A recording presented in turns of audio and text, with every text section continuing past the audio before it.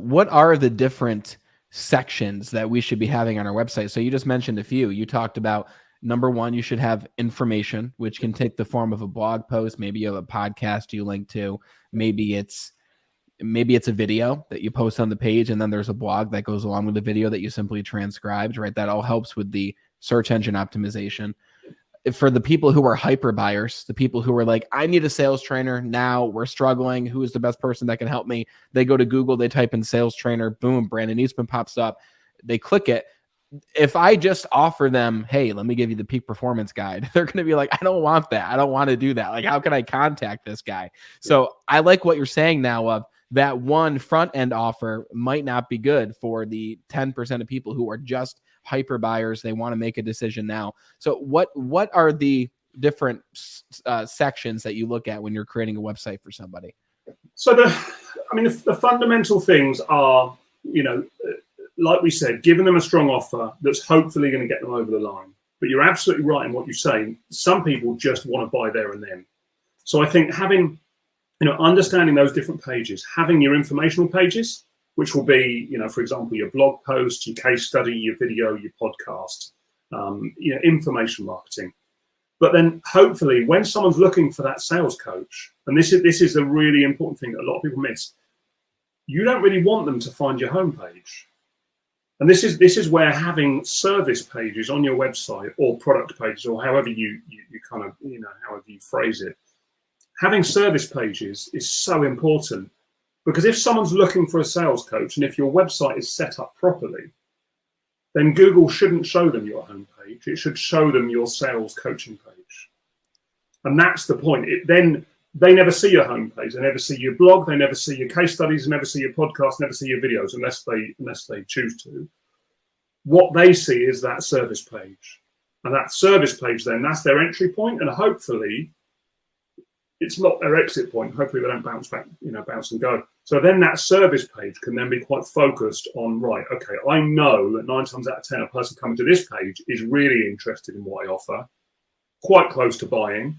So now I can talk in a slightly different language. I can talk more about the nuts and bolts rather than the loose high level stuff. And then dig into, right, what's the next steps if you want to go ahead with this?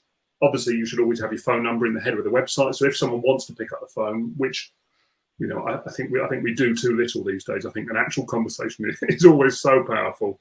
The phone number's there. The contact details are there. Still have the offer there. That general offer, because they may be higher up the funnel. And they may just be thinking about it, and you may need to tip them over the line. But also give them the tools they need to buy right there and then. You will get people like that too. You will find them to where they literally email you and they're like, can you tell me exactly what your program is? This is what we want. What's your program? And in a situation like that, it's okay to not be salesy, but be direct and say, this is my service. This is the investment for that service.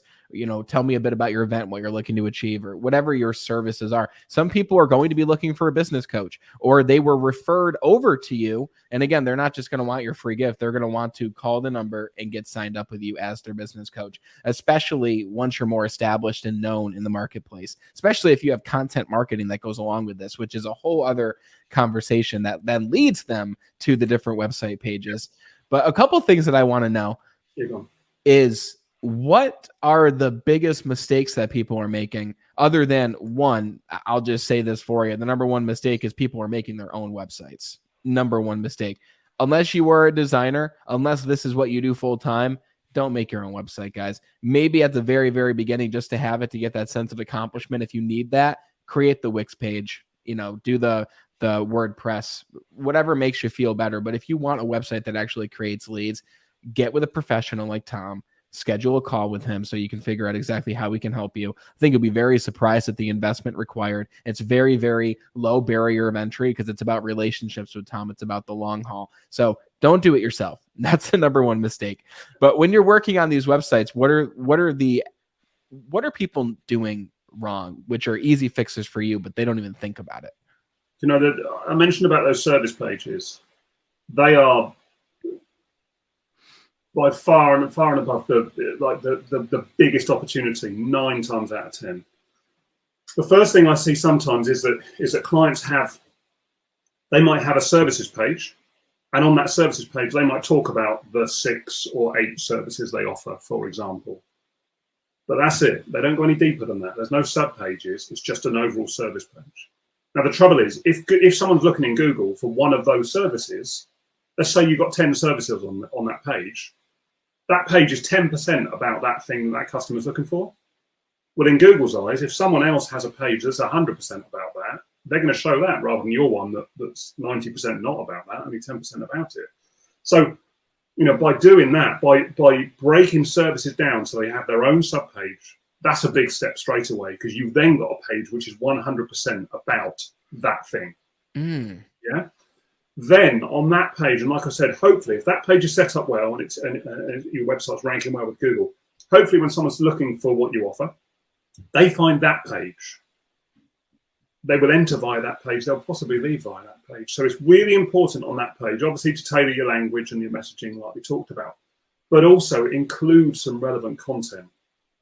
And so often I talk to people and I'll say to them, so, have you got testimonials? And they're like, oh yeah, we've got a testimonials page.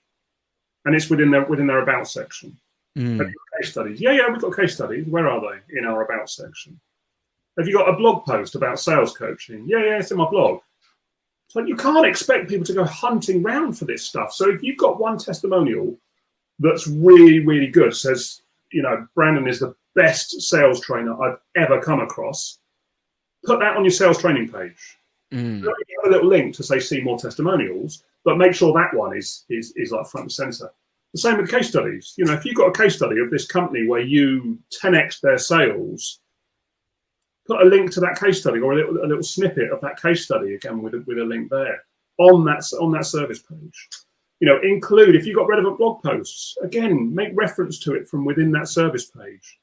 So then you're almost treating those service pages as little microsites, because if they rank well, they will be microsites. They're landing pages effectively. Google, traffic's going to come straight in there. They're not going to go by your homepage. They're not going to go by your testimonials page. None of that stuff. They're going to come straight in. So that's the main thing I see. It's about separating out those service pages so they have their own page for a start, but then optimizing that and looking at that in isolation to think, right, if someone only saw this, are they seeing the best of me? Are they seeing all the information they need to know about my business?